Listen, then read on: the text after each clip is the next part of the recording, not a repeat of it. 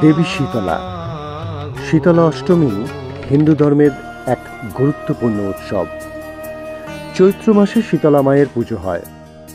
মানুষের বিশ্বাস, মা শীতলার পুজো করলে গুটি বসন্ত, হাম, পক্স ইত্যাদি রোগের থাবা থেকে রেহাই পাওয়া যায়।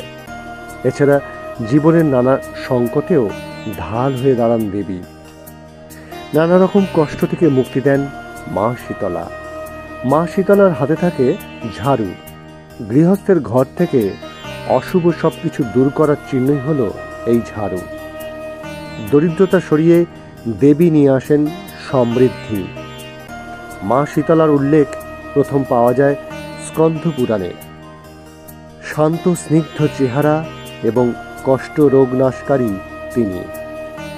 গাধা তাঁর বাহন।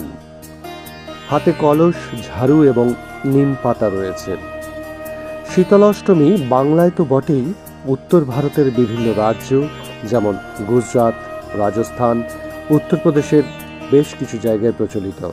মা সকলকে ভালো রাখুক এবং সকলের ভালো হোক।